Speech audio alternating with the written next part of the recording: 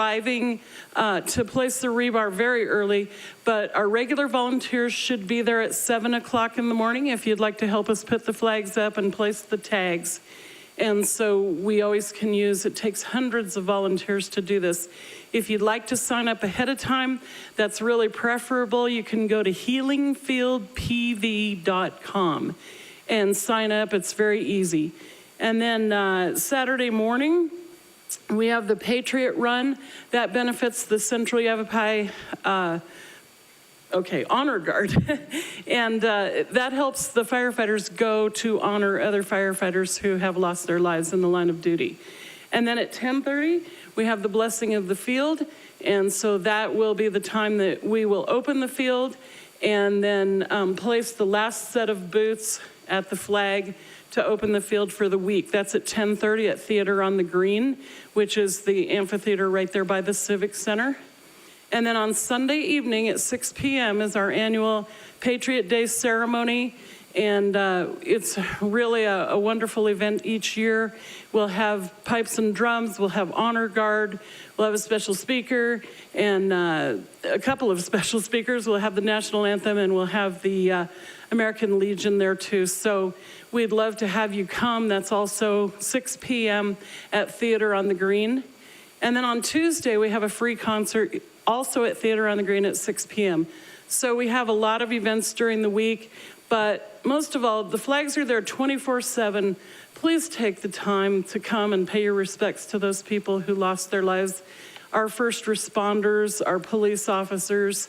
And that was a day when we saw the worst thing possible happen to our nation, but we also saw the best as people got together and helped each other. And so we invite you to take part this year with us. Thank you.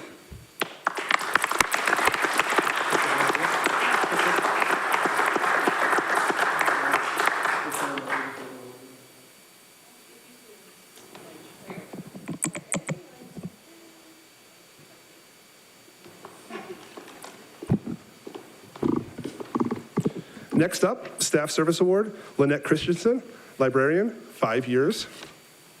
Come on down.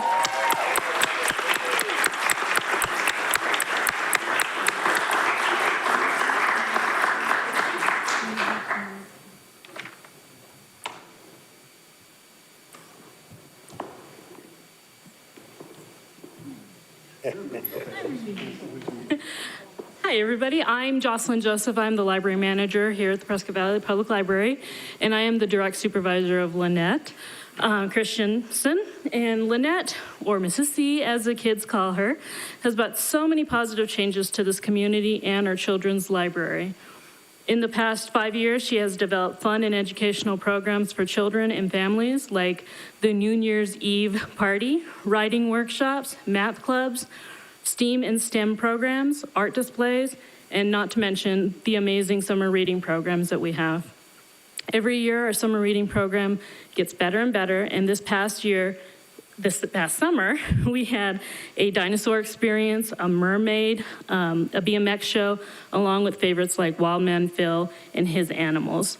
Lynette would be the first to say that it's the work of the entire children's department, but it starts with her leadership. Lynette started the Baby Story Time program, something we didn't have prior to, and it added to the toddler and preschool story times. She incorporated songs, baby sign language, and of course, short stories to this program.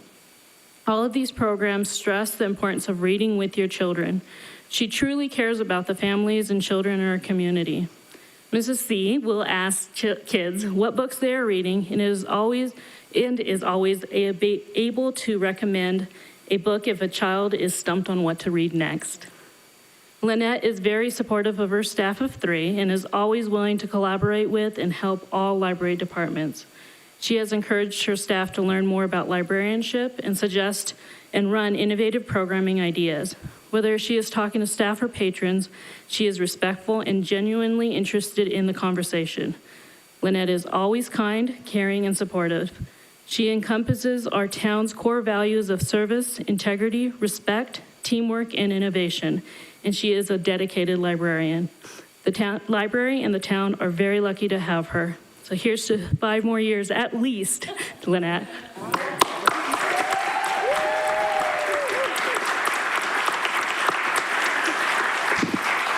Thank you to all of you and to the council, because we do have several readers that come in and read to our kids as well. We do have a new program every other Friday, starting tomorrow, where community members can read to the children, but you do have to sign up as a volunteer with the town first. I don't know where she got all that information, but thank you so much. I enjoy my job very much. One more time for me.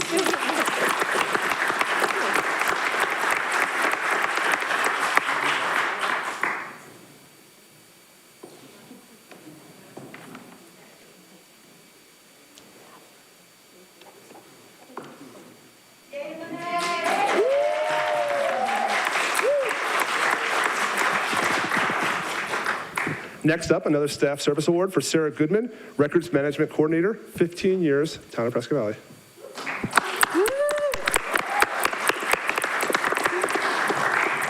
So good evening, everyone. Tonight, I have the privilege of recognizing someone that has made a difference in the town for the last 15 years. Sarah started her career in the mail center in 2007, where she coordinated the daily operations of the town's mailroom center. So for 6 straight years, she successfully maintained all the incoming and outgoing mail and took care of any requests for copying, binding, folding, and cutting, among taking care of other responsibilities. It wasn't until 2013 when she received a promotion to become deputy court clerk and work another 8 years along the magistrate judge, court staff, and at one point with myself. Until now, Sarah has been a hidden treasure. Because I've worked with her, I know how brilliant, dedicated, loyal, responsible, organized, and reliable she is. As of about a month ago, I was lucky enough to recruit her into the clerk's office. I just knew she would be an amazing asset to my team. She has exceeded my already high expectations of her and adjusted to the fast-paced environment of her office. I know she's accustomed to the fast-paced lifestyle because she's a loving mother to her 2 children, Corey and Corbin, as well as an active scheme to her 5 grandchildren. In whatever she does, she's willing to always go above and beyond the extra mile. Corbin, she's a good mom. Sarah, your dedicated service to your community and the town does not go unrecognized. You deserve this recognition and more, and we look forward to the many more years with you and your delicious baked goods. Congratulations.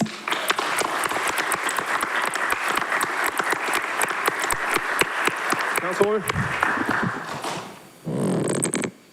Sarah, we so appreciate your devotion and time to the town of Prescott Valley and all your commitment. It has to be difficult managing a big family and taking care of grandchildren on top of it. And I have not yet been privy to sampling your baked goods, but hopefully sometime in the near future. And we look forward to many more years of your time here with the town. Just the fact that Fatima recruited you to the clerk's office tells me that you're probably pretty good. She's got quite the team over there, and we know how important the clerk's office job is, and we appreciate everything that you guys do as a whole, and we're so happy to have you there now and with the town for so long up to this point. Thank you very much. Ms. Goodman, thank you so much for your dedication to the town. Thank you for keeping an eye on the judge for us. And records management in a public jurisdiction is so vitally important. Thank you for accepting the job when Fatima offered it to you, and very good luck in that position. Well, Sarah, thank you very much. I'm curious, you must have started when you was 12 or something like that. No. But records management is big. But I guess it can be a little boring, but it is big. And we are so happy to have someone like you on board to do this. And thank you for your continued, I repeat, continued service, okay? Yes, thank you for your dedication, and I do know how vital you are to the records department, and just don't get overwhelmed. I'm sure it could be that way very easily with the amount and quantity of everything you have to do. So thank you for your diligence and for dotting all the I's and crossing all the T's, because I know that's coming with the job. So thank you, and keep up the good work. Sarah, I want to thank you for your service to the town of Prescott Valley. I'm sure at times there's been a learning curve as you switched from one position to another, but you've accepted it, you took the challenge, and because you're always growing, and because if you're not growing, you're dying, and you're growing, and thank you for taking advantage of those extra opportunities. We wish you many, many more years, and again, take care of your family. Sarah, I know Fatima likes to say that she recruited you, but if you ask Judge Carson, he feels like she stole you. Just that says a lot. You know, it says that people actually want you. You do an amazing job, and just keep up the good work and keep smiling.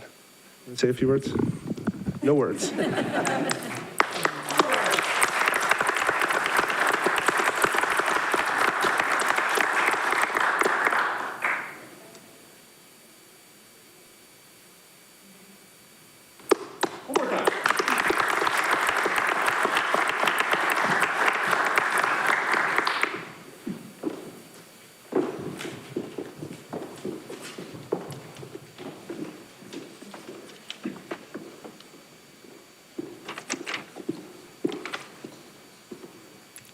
Next up is Councilwoman Hepperly with Student of the Month Award. Good evening. School is back in session, and that means that so is Bradshaw Mountain Student of the Month. So we're here for the month of September. Town of Prescott Valley, in collaboration with the Optimist Club of Yavapai County and Bradshaw Mountain High School, are honoring these outstanding students for September. Please welcome Sarah Saldana and Jackson Dahl.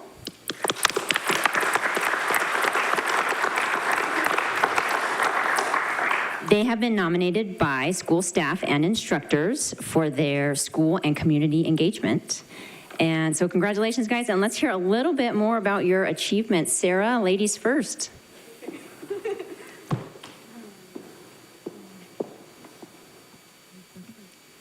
No, you're okay. Hello to all and good evening. My name is Sarah Saldana, and I'm currently a senior at Bradshaw Mountain High School. I've lived in Prescott Valley for 16 years, the other one being when I lived in California, where I was originally born. In my time here, I've been able to become a part of the community, not only through school and academics, but through my church and work as well. As mentioned before, I am a student at Bradshaw Mountain High School and have become involved with extracurriculars and advanced classes such as college English, math, and AP classes such as AP Economics, AP Statistics, and AP US History, in which I was able to get a 5 on the exam, which helped me demonstrate my academic capability. My current GPA is a 4.3, which I have worked hard to achieve. Along with my academics, I am also part of the production crew, which handles the videography of sports, assemblies, and news that affects the students of the high school. With production, I have also become involved with Model UN this year, and it has taught me the qualities of leadership and to be able to problem solve. Aside from school, I am involved in my local church, the Pentecostal Church of God, located near the Prescott Valley Post Office, and I am a part of the worship team as well as the lead sound technician. After high school, I plan to keep my studies here locally at Yavapai College for 2 years and later transfer to Arizona State University to continue finishing my degree. Overall, I am honored and thank God for the opportunity to have been chosen as Student of the Month, and I am glad that I have been able to become of such a lovely community. Thank you for your time.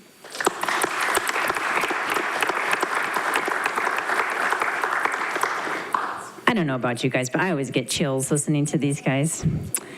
Jackson, you're up. Hello, everyone. My name is Jackson Dahl, and I'm currently a senior at Bradshaw Mountain High School. I moved here from Wyoming my sophomore year, and I absolutely love it here. Throughout my life, I've been playing the cello for probably about 7 to 8 years. I love playing the cello by myself and with large groups of people. I have been fortunate enough to have the opportunity to have a solo with the Prescott Pop Symphony Orchestra. And I also go down to Phoenix every Wednesday to play in the Phoenix Youth Orchestra.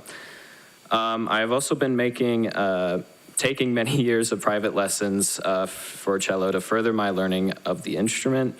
Through most of my life, again, for 7 to 8 years, I have been a part of the swim team. Being a part of Bradshaw's swim team is probably one of the best decisions I've ever made in high school. I've made so many friends and met so many great people throughout the years being there. Everyone on the swim team are very nice and compassionate people who will help you with anything you need, and I'm very proud to be part of the Bradshaw swim team. And I would encourage anyone who wants to join because of how great the people are and how great the coaches are as well. I've been in AP classes during my career in high school. Because of this, I've been able to acquire a 4.1 GPA.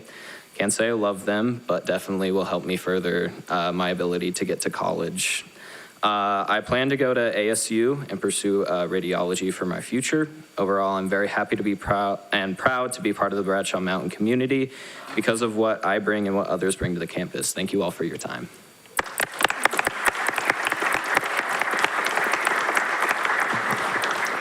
Making a big move like that in the middle of high school is not easy, and you have done it so successfully. It's that alone is just amazing.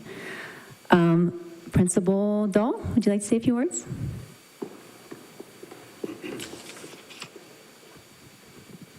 I say this every time. I have the best job in the world, and I really do. Thank you, Mayor. Thank you, Council. Thank you, Councilwoman Hepperly. I know that you had this piece up. And a huge shout out to Mr. Whiting and the Optimist Club. He keeps wanting me to call him Mike. We don't do that in education. I always say thank you because we are blessed to work with kids like this every day. And sometimes in the news, whatever it is, right? Sometimes we don't hear about the amazing things that happens in schools and communities and all of those things. These two are amazing, and they're great representatives of our campus. But they're not the only representatives. They aren't the only two students. We get nominations through the roof, and they all have and sound like what you just heard. And I always think, man, when I was in high school, it did not sound like that.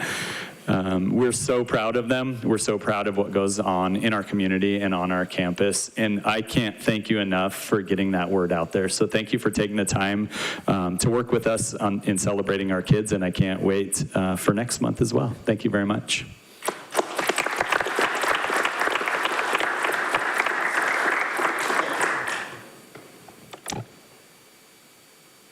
I'm sorry, I just looked at this. Who's Eric? Eric isn't here. Oh, okay. I'm so sorry. All right, Mike, would you like to come say a couple words? I don't mind. I don't mind calling you Mike. That's okay. We knew you would. Thanks. Well, it is a great time every fourth Thursday. Now we're doing the second Thursday, I think, to recognize outstanding students from Bradshaw Mountain High School. And I agree with the principal that it's too bad we don't have more weeks in the month and more months that we could recognize a lot of the students or more students at Bradshaw Mountain High School. But you two should feel very proud that you're here tonight to be recognized as outstanding students. We are recognizing you for, if you weren't aware, your achievements and accomplishments that we've heard from you as you're reading your biographies in academics, as well as your personal involvement in school and hopefully in the community. I know that Sarah works at Stone Ridge, and that's one of my favorite places. I don't know why, I guess I live there.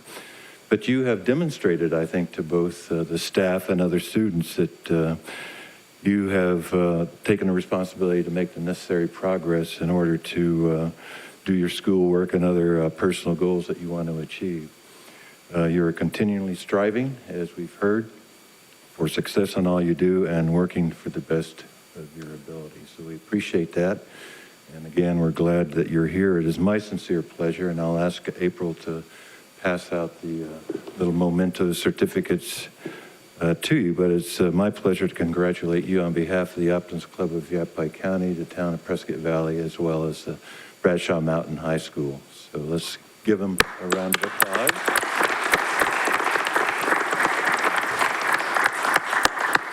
And we did want to recognize the parents who have a big role to play in terms of what our students do. So if any relatives or parents here tonight, please stand up and let us recognize you. Way to go.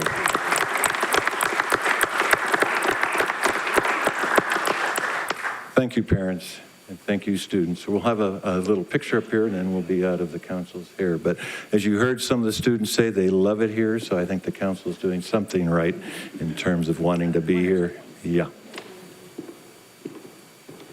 Mom and Dad, you guys can come down and get a better spot for a picture too if you want. We talked about that.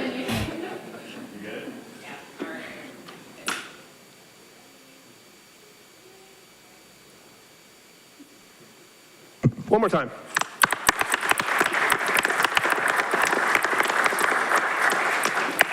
Moving on, item 6, call to the public. At this time, members of the public may comment on matters listed on the agenda or solely on matters within the jurisdiction of the town.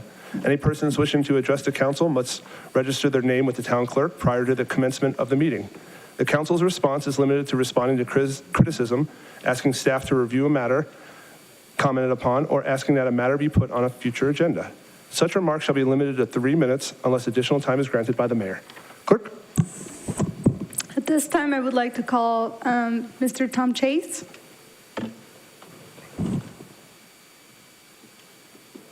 Welcome, sir.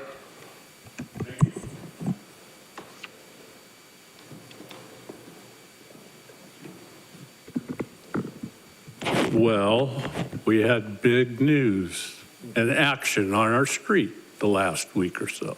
So thank you, Mayor. Thank you, Council. Thank you, Gilbert. And I guess Norm's out of his costume, so thanks, Norm. Thank you, Norm. So we got the speed bumps in on both sides. We now have signs up that say hump, 15 miles an hour. They painted today. I got to watch paint dry. They put up some, I don't know the exact words, but they're pylons with lights on top of them. Because we found in putting down the speed bumps, probably a third or maybe a little bit more would go around them. So because the speed bumps don't cover the whole lane and with the bike lane there. So anyhow, they were trying to go around it because they saved 25 seconds from one end to the other end by not going over, go around. So anyhow, the pylons are up today. They seem to work, so there wasn't a problem as far as that. Mixed feelings on it. Probably the placement could have been a little better, but I wanted it in front of my house. I got it, so I'm not complaining. But a few of the other neighbors on where they were because of mailboxes and or driveways. And we moved a few of the pylons around so the mailman could get to their mailbox because he delivers the mail out of his car. And the bike lanes that were painted a couple of 3 weeks ago, the one guy that really loves them is the mailman. Because he lives in fear going up and down our street from getting sideswiped or his mirror knocked off or whatever, but he's enjoying a little bit more space, so he loves it. Okay, to go back to the speed bumps, the kids in the school bus love them because they all have the windows down and I can hear them and go over, the front wheels go over the first one and there's a ooh when they keep going forward and go over the rear wheels, there's lots of laughing and oohs going on. So that's pretty cool. And one of the other neighborhood kids was doing an Evel Knievel on getting air going over them when there was nobody in the street. So I thought that was pretty cool since we usually don't have any kids out there. The speed bump drawbacks. Okay, we got 3 on each side of the street. One on my end, one way on the other end, one in the middle. So the first few days, it was very entertaining. Guess we'll have to wait until next time to hear the rest of the story. My wife's not going to speak, so give me another minute. Mr. Chase, just because I like you and you're so committed to coming here. Mr. Chase, I'll hear this out. I want to hear about these speed bumps. Okay, no, I'm presenting it like I see it, and I appreciate everything like you have guys for the done. last 8 council meetings, so I'm kind of involved in this now. So it's like a Netflix series. It's pretty enjoying to sit out in our front yard and watch the cars go by because, like I said, they're some of them are going over them, 35 miles an hour, so they're hitting their head. Probably ought to go to the hospital and see how many of them have concussions that are going in there. The best one is because they ride around, with their dog in their lap and the dog half out the window.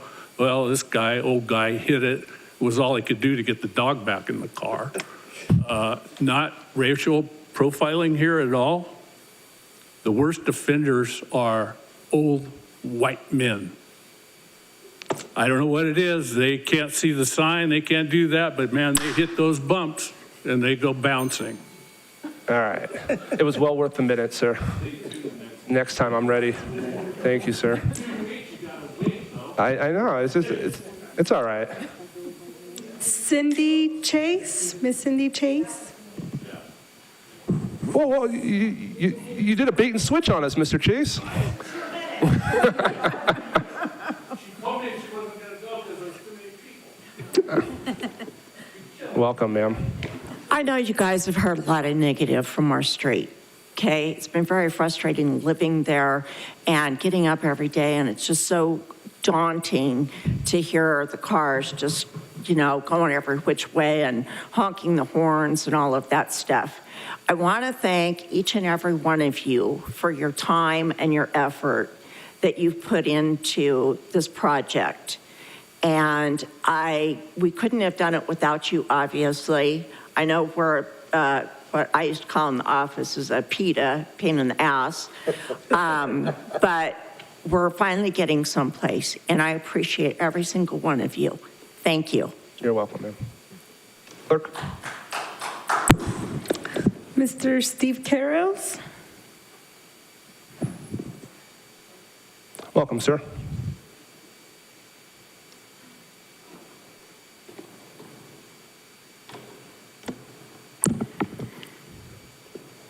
First of all, I am Steve Carroll's Pronghorn Ranch, and I'd like to recognize and thank Councilmember Roger Kinzinger for getting the transformer moved, and you will be excited to know we have about 10 more for you.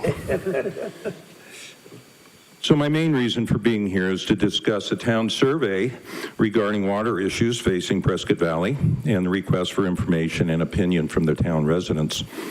I attended the Water Issues and Communications Work Meeting several months ago, which initiated the citizen group that followed, and I was at those, or at least one. The current Internet Survey Monkey is apparently a descendant from those. I would like to publicly identify several issues related to the process that I have directly observed and which I believe diminishes the integrity of the entire process. First thing is the incongruent statements of a member of this council during his campaign that we, Prescott Valley, has plenty of water. If that were true, the town would not have been pushing the Big Chino pipeline project for the past decade or so. Clearly, water is an issue, and now with chemicals showing up in our wells, that is adding to the issue. The following facts regarding the survey itself must be recognized and addressed by the town leadership. Number one, the vast majority of the respondents are over 65. That is to say, of retirement age. And when I say vast, I believe it was somewhere around 93% last night. Two, town leadership continues to ignore CWAG as a resource when in fact they are an awesome resource. And it was nowhere to be found in the survey when I know for a fact it was mentioned over and over again in the citizen meetings. I don't know the reason why that would be left out. Three, and lastly, the only proffered options for funding of resolutions by actions appear to be some form of taxation or another. The idea that the developers being involved via negotiations is not mentioned at all. It's past time that they continue to get a free ride, all the while exacerbating the issue with accelerated growth, and i.e. increasing the number of used consumers at a time when mega drought, water sustainability, and water quality doesn't seem to be on their radar. It is time, by the way, regarding water quality, in 1997 when I lived in Pine, when you showered, you had to keep your eyes closed because of all the chemicals in the water. We do not need that here, nor can you drink it. Anyway, it's time to stop placing the burden. I've got 10 more seconds. Let's hear it. It is time to stop placing the burden on retirees who have been lured to Prescott Valley by the developers. It is also time to institute a moratorium on water meters until the town can determine the extent of the impact of the chemicals on our water supply, as well as determining the source of these chemicals, especially if they are the result of all.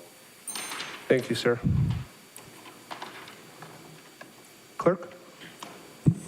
Mr. Robinson. Sir, thank you for coming out.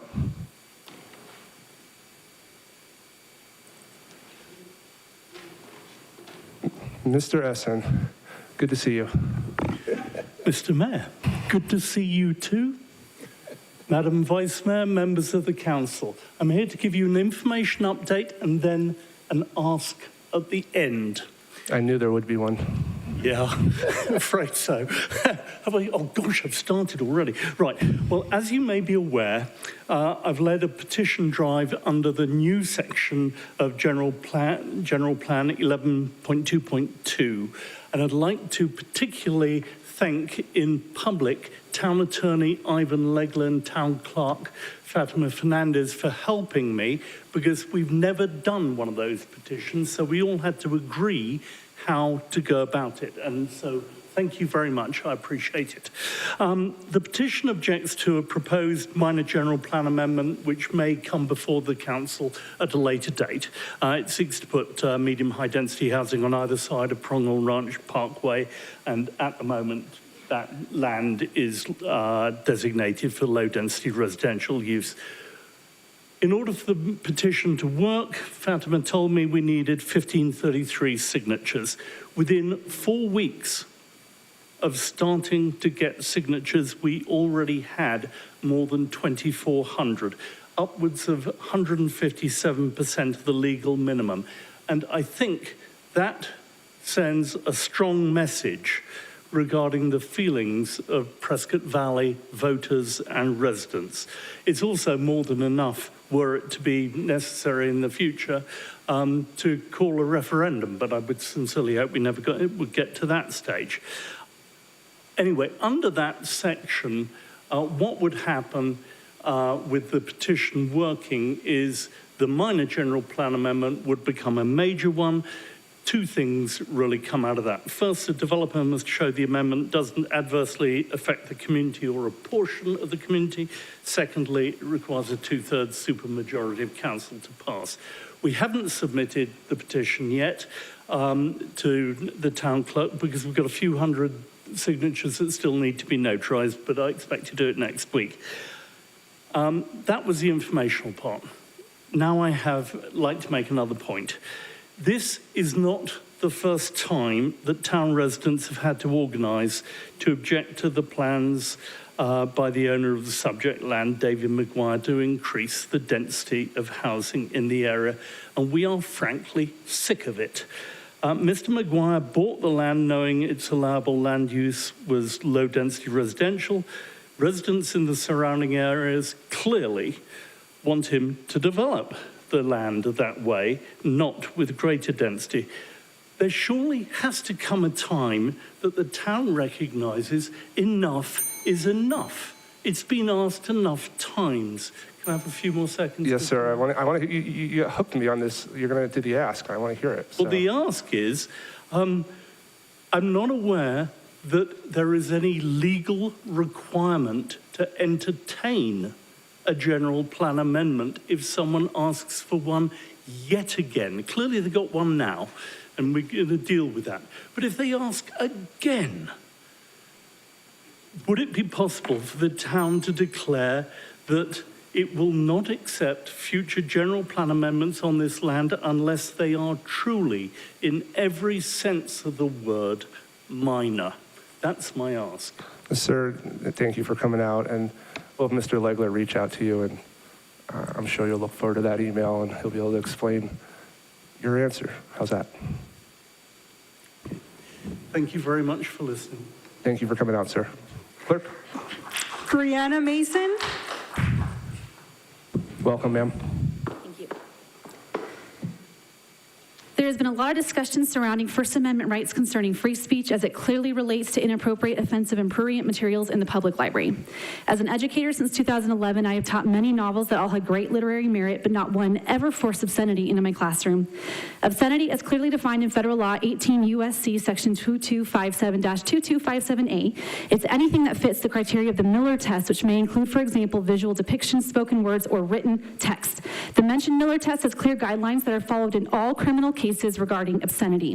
One, whether the average person applying contemporary community standards would find the work taken as a whole appeals to the prurient interest. Or two, whether the work depicts or describes in a patently offensive way sexual conduct specifically defined by the applicable state law.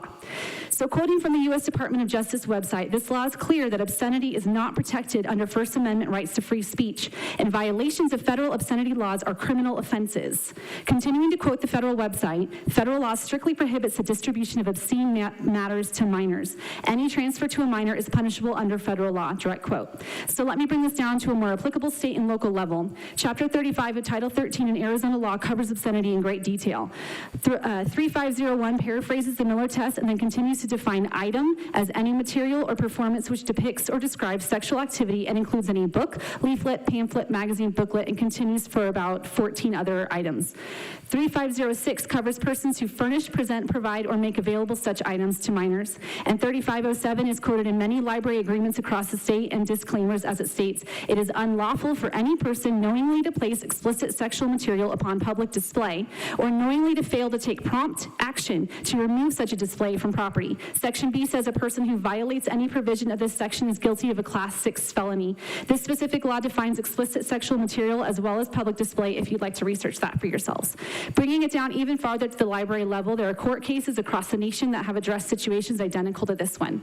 One in Iowa prompted additional wording in the laws. This is section 728-2A of Iowa House Bill 2176, which covers dissemination of obscene materials to minors. A person affiliated with a public or private elementary or secondary school or library or public library in an official capacity who knowingly disseminates to any minor any material the person knows or should reasonably know is obscene or harmful to minors is guilty of an aggravated misdemeanor for a first offense. This wording is mirrored in many other states, and it is not radical or extreme to conclude that this is the practical solution. Despite the obvious and abhorrent attempts from some elected officials to discredit the many concerned parents and citizens concerning this issue, the goal remains the same. Our library is so beloved and revered. It should be a safe place for children of all ages. Indiscriminate access to information in this case is in clear violation of laws that are designed to protect our children, and materials that are sexually explicit should be removed or limited to adults or parental consent. Thank you. Thank you, ma'am. Clerk? Chris Hines? Chris Hines? I'm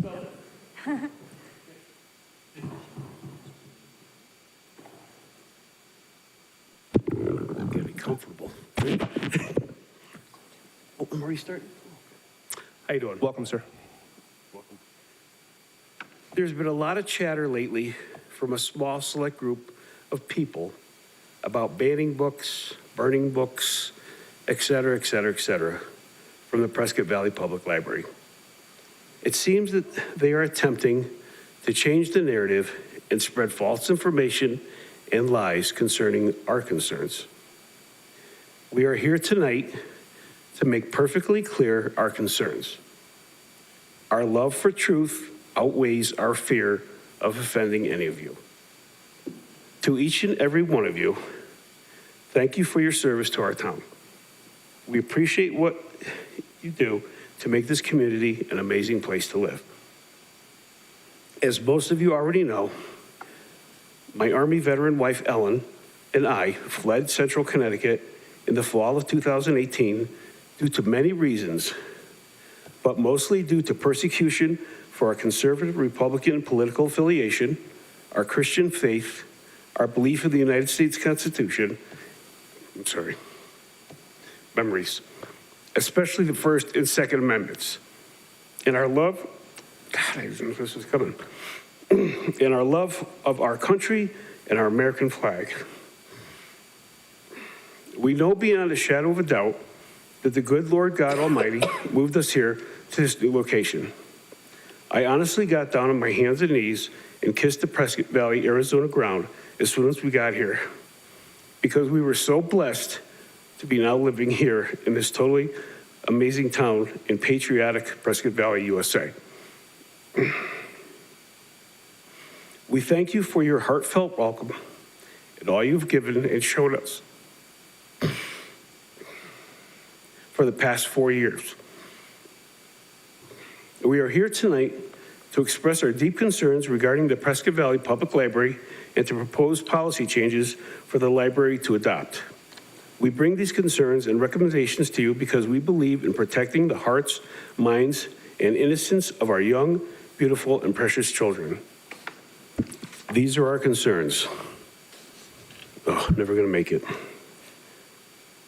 They're the concerns of a letter that you received today. So you all got that. And there's no time for me to go over that, but that's what it is. What I will say is, thank you very much for taking 3 minutes to hear our heartfelt concerns. And so just so you know, yeah, we have that email, so. Can I give you this or no? Sure. It's okay. Thank you, sir. Thank you. Clerk? Mark Gardner.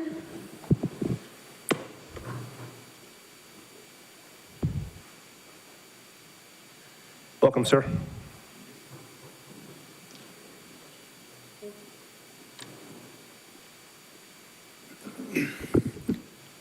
My name is Mark Gardner. I am a U.S. Navy veteran, a Prescott Valley resident, and I have several degrees, including an undergrad in human behavior, and I'm almost done with my master's of education, on track for a PhD in experiential education. My wife and I are both authors. She writes children's books, and I write genre fiction. Most importantly, I have 3 children that use the library.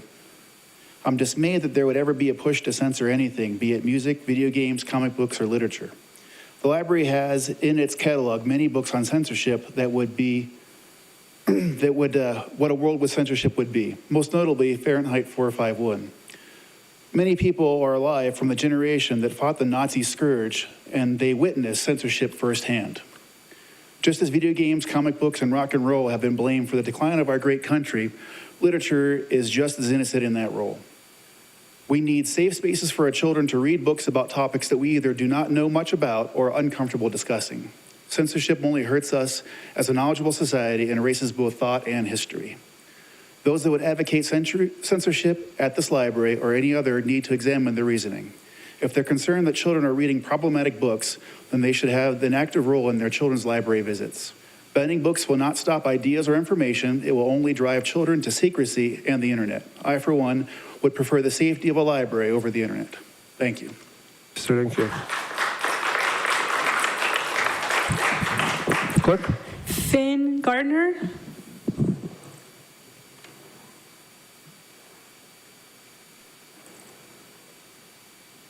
Welcome.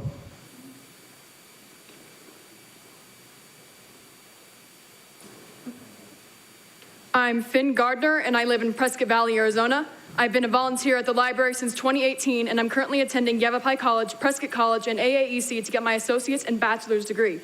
I'm currently 16 years old, and I visit this library almost daily. The fact that the library's teen department has been so accepting of LGBTQ+ youth has made myself and many others feel very safe at the library. But right now, that right to feel safe is being challenged. Banning books is something that we've known to be wrong for an extended period of time. Cautionary tales of dystopian books where banning knowledge becomes the norm are supposed to act as a reminder that you can't stop someone from wanting to learn, you can't stop someone from wanting to grow and seek knowledge, and you can't stop someone from wanting to be themselves. The fact that there's even debate on LGBTQ+ resources and books being available is something that should not be taken lightly. Knowing that there are people out there who don't want me to be alive just because I'm a member of the LGBTQ+ community is sickening. Right now, that danger is coming to our library. If there's trans or a gay child who isn't accepted at home or at school for their identity, that can have detrimental effects to their mental health. And with the possibility of another safe space for them, the library, being ripped away cannot happen. These people are humans, just like the rest of us, and humans that deserve to feel safe, loved, and heard. Banning books is something that should never be allowed and can have disastrous effects on the lives of people and everyone around us. Thank you.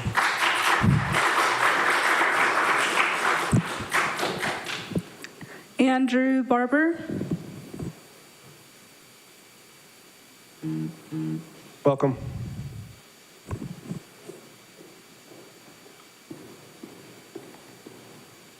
Thank you all for allowing me the opportunity to speak to you all today. My name is Andrew, and I am a resident of Prescott Valley concerned about the ongoing campaign to censor and ban books at the Prescott Valley Public Library. The parents who have spoken to you all over the last few town council meetings are using rhetoric and strategies that resemble those of groups across the nation attempting to ban books with LGBTQ+ content in public libraries. I want to draw attention to these strategies because if you give in to their requests, you risk opening up our town to a very dangerous future. First, these groups read explicit excerpts from books in public forums to boost their clout among extremists in the area while hoping that you will remove them from the forum. If they are removed from these forums, they will sue on First Amendment grounds. In July of this year, a group of parents in Georgia did just this and received national media attention, which is ultimately the reason for the lawsuit. Excuse me. Here in Prescott Valley, Ms. Maison copied this strategy by reading explicit material from 2 books not owned by our public library at the council meeting on August 11th. Because she did not verify whether our library owned these books, we can infer that her comments were not directed at the library, and instead she was inappropriately using this space as a platform to boost support for her school board campaign. Next, when it becomes apparent that their lack of research is inhibiting their arguments, they will enter spaces of the library reserved for children to take photographs of books they think prove their point. For pretty obvious reasons, libraries do not allow adults to take photos in children's spaces. This intentional violation of policy is once again done in the hopes that they are removed by security so they can falsely accuse librarians of hiding explicit content that was never there and sue the town for media attention. When these tactics aren't effective, these parents escalate by forming networks using social media groups to organize harassment campaigns targeting town officials and librarians. Earlier this year in Jamestown, Michigan and Bonners Ferry, Idaho, such harassment led to many resignations as the harassment evolved into threats of violence. From comments on your most recent Facebook post, Mr. Mayor, it's clear that such a harassment campaign has already begun here. It is only a matter of time before our librarians receive death threats if they haven't already. Our library and librarians need your protection now more than ever. With the knowledge of these strategies, you can prepare for what they will try to do next and carefully protect one of our most precious institutions. Lastly, Mr. Mayor, I admire your courage to take a stand in the face of this harassment by refusing to ban books in the library. However, on Facebook, you repeatedly directed concerned citizens to file police reports against librarians. That's incredibly dangerous.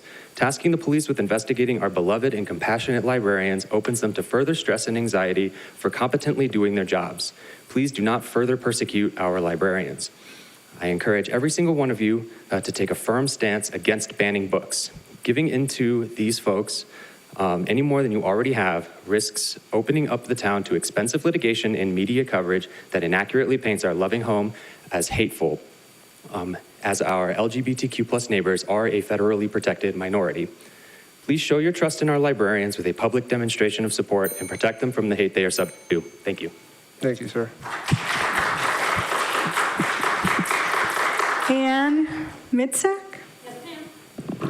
Welcome.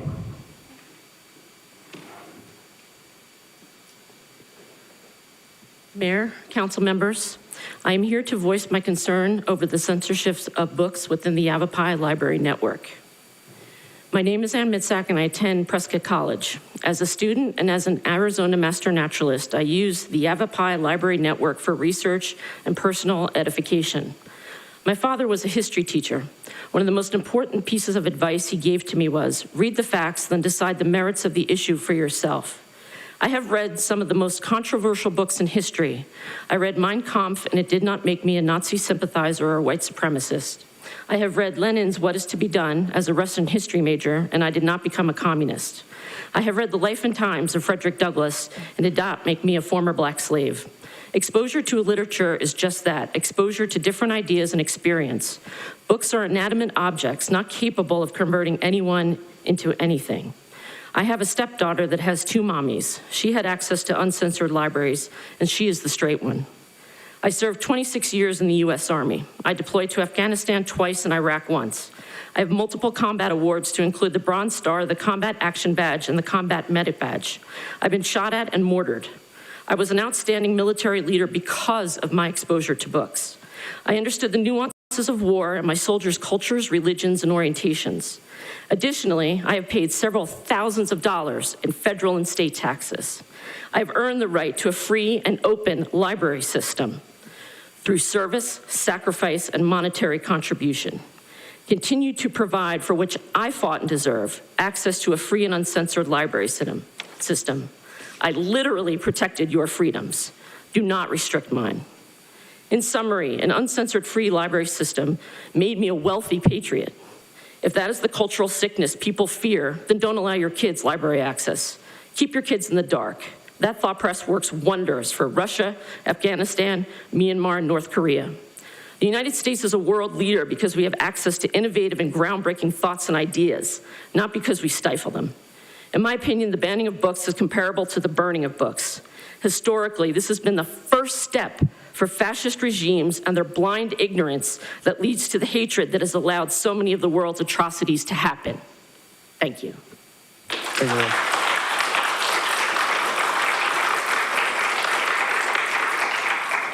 Clerk? No one else. No one else? I feel like everyone out there has spoke tonight. Well, I appreciate everyone that's come out and spent your evening with us to speak. It says a lot. It certainly doesn't fall on deaf ears, and I just want you to know that. Moving on, item 7, council communications. We'll start on the end, Councilwoman. Good evening, everyone, and thank you so much for being here this evening.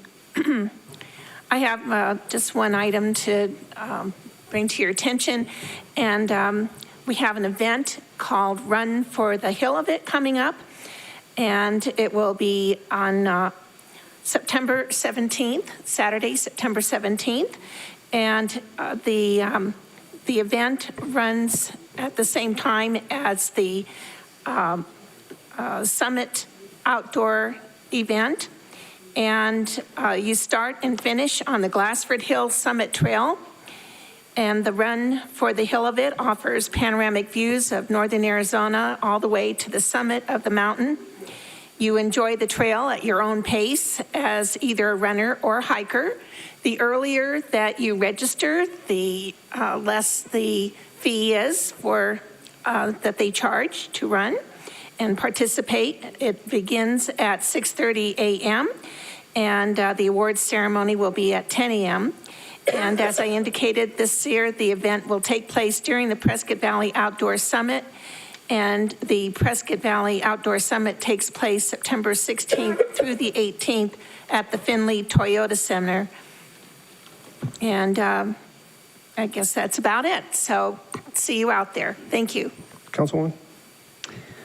Well, I'm sad to say this is the last time that you have to listen to me talk about Dancing for the Stars, as it is tomorrow and Saturday. Whew. So anyways, there's still lots of tickets available for both Friday night and Saturday night. Saturday night is the big VIP event, but the show is the same both nights. So it's definitely worth checking out either night just for the fundraising alone and benefiting the Boys and Girls Club. It's worth the ticket price, but I got a little sneak peek of the show last night and it is really good, very entertaining. So, and it's at Yavapai Performing Arts Center, so a beautiful venue. So check out dancingforthestars.net, and you can still donate by buying votes, and then also get your tickets on there. But the good news is, this is the first time you get to hear me talk about the epic role play adventure that's coming up this year, October 8th. I was hoping to get to this before all the teens left, but not quick enough for them. But this is put on by the library, and it is for teens 12 to 18. It's an all-day event. That's a Saturday, October 8th. And it's about time to close on collecting adult volunteers because there is a lot of prep time going into it. But teens can sign up for the event leading pretty much all the way to the night before. And then we're also looking for sponsors for that event as well, so we can provide costume making supplies for the teens and food since they will be there all day. So this is a third or fourth year that, anyways, this is one of the things I look forward to every year in Prescott Valley, and I'm so super excited. So October 8th. Vice Mayor. I did a council chat today with Lisa Kretenstein from the Humboldt Unified School District Family Resource Center, and she is the Family Resource Center advocate and homeless advocate, I guess I'll just say. Anyway, they are in such need of donations for their facility. They give away hygiene products, backpacks, not really food because that's hungry kids, school supplies, but the numbers are devastating this year. 90 kids in our school district qualify for homeless, which is, the definition is under the federal McKinney-Vento Act. So in September 2022, 90 kids qualify for homeless in our school district. September 2021, 50 kids qualified, and in September 2020, only 20 kids qualified. So what she's asking for, and what I'm challenging my fellow council members up here, staff, and everybody listening, is she needs like $15, $20, $25 gift cards to Ross, Walmart, Domino's Pizza, Burger King, and places like Supercuts where kids can get their hair cut. So we have kids living in cars, in motorhomes, with grandparents temporarily, and she really needs small denomination gift cards to be dropped off to the district office over on Robert Road. So that's my challenge for everybody. I had the opportunity yesterday to attend the 5th Arizona Drug Summit, and there was a keynote speaker, and his name is Sam Quinones, and he's a journalist and an author, and he said a really devastating thing to me. So we're lucky enough to have Narcan that our police officers use to revive people that may have overdosed. But his statistics show that if you're Narcan at 6 or 7 different times, different events, and a lot of drug users take the pills and have Narcan in their pocket, or their buddy has Narcan in their pocket in case they do overdose, so that they could be squirted in their nose and revived. But this author said that if you are Narcan 6 to 8 times, your brain is so impacted that those that they've tested revert back to a 4th grade reading level. So drugs are still out there. They're making ones that look like sweet tarts now, and Halloween's coming. So please go to mapforce.org and get some more information on that.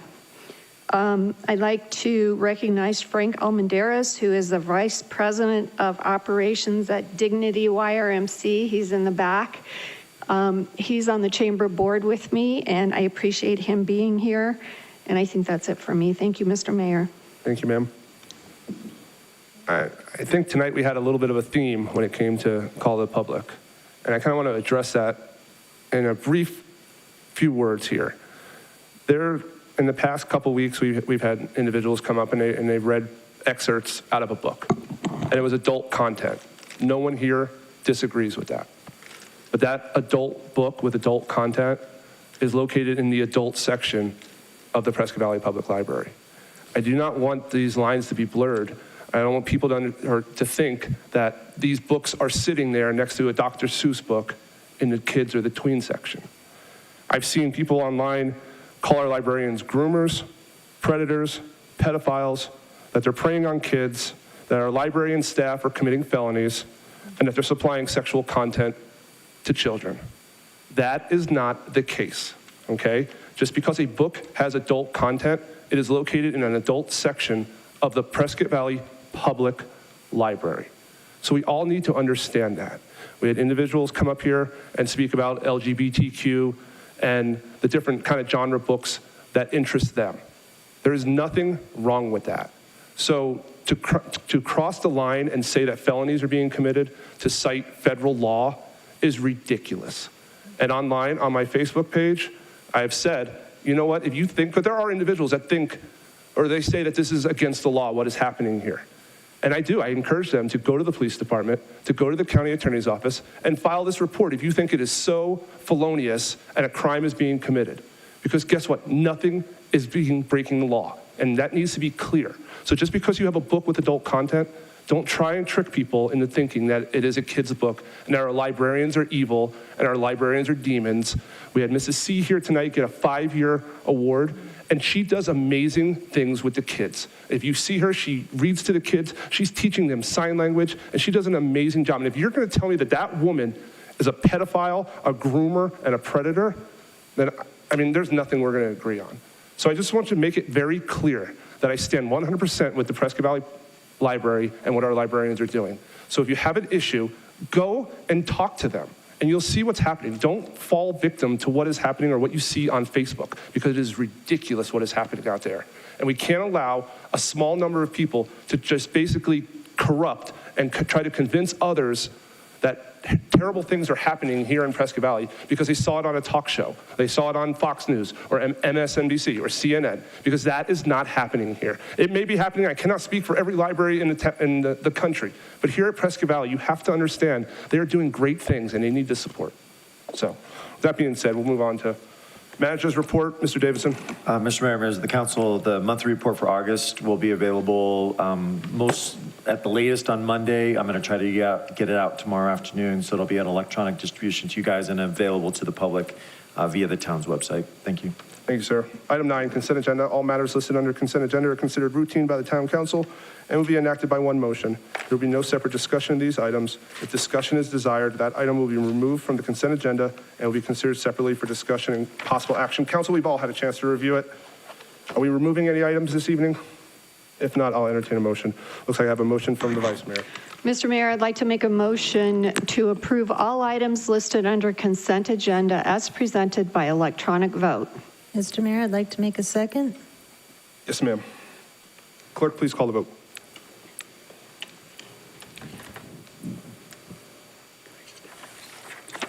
That passes unanimously, Mayor. Thank you, ma'am. Item 10A for new business, new Series 7 liquor license for J Club. This is a public hearing. I'll open it up now.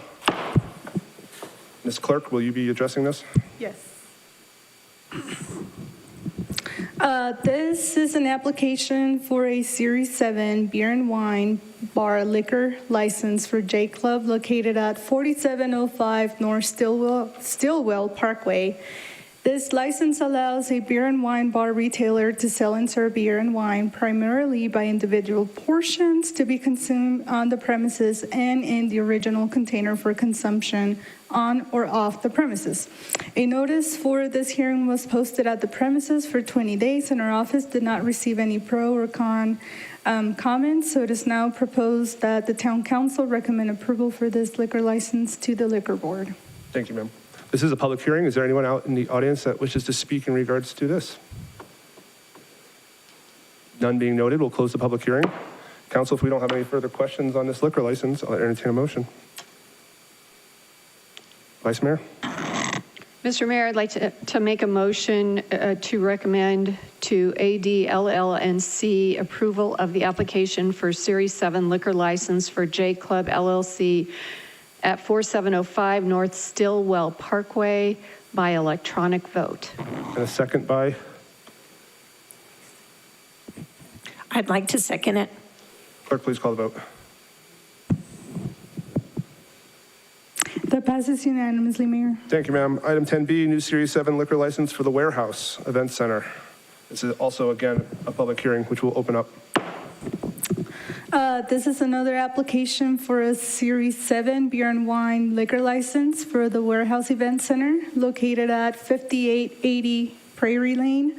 A notice for this hearing was posted at the premises for 20 days, and our office did not receive any comments pro or con recommendation. It is now proposed that the town council recommend approval of this liquor license.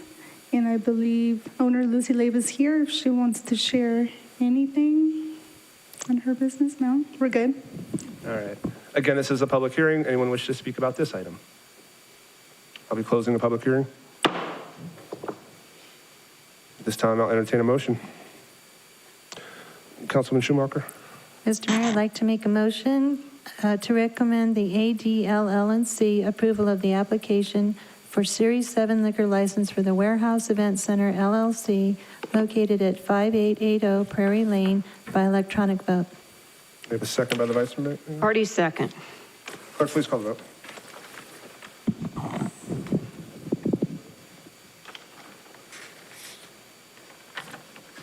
That passes unanimously, Mayor. Thank you, ma'am. Mr. Davis, welcome, sir. Thank you, Mayor, Vice Mayor, members of the council. The item you do have before you is a Yavapai County Flood Control Intergovernmental Agreement. What this instrument is, it's the instrument that actually funds the projects that we do flood control projects with. So budget's been done. We anticipate this is what the finance department actually uses when we bid projects that go towards flood control funding. This year's projects includes Starlight Drive and also the PV Master Drainage Plan update, and the amount of this intergovernmental agreement is $750,000. I do like to always recognize Supervisor Mary Mallory, who was here earlier tonight. She advocates hard for this flood control funding. We make recommendations to staff with council support in the budget for flood control projects, so this does go to very worthy projects. Each one of the projects that I've mentioned, Starlight Drive, is well on its way. It's going to advertise here in a week, and that particular project has some different funding sources, but a portion of it's flood control. In addition, the PV Master Drainage Plan and the rainwater harvesting a study that we actually had consultant proposals took today, so we're all in line. Upon your approval tonight, we can get started with these particular projects and fund them. So be happy to answer any questions you may have. Any questions for Mr. Davis? Great project. Looking forward to it. Well needed. I'll entertain a motion. Councilwoman Schumacher. Mr. Mayor, I'd like to make a motion to authorize the mayor, or in his absence, the vice mayor, to sign an intergovernmental agreement pursuant to Town Code 2-02-04E with the Yavapai County Flood Control District for the Stormwater Management and Improvement Project in the amount of $750,000 by electronic vote. Second. Second. Clerk, please call the vote.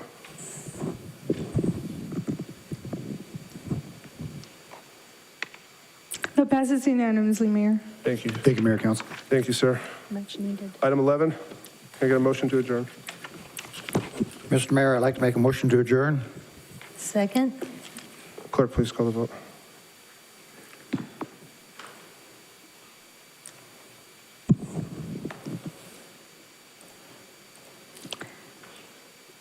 That passes unanimously. Thank you, ma'am. Thanks for coming out.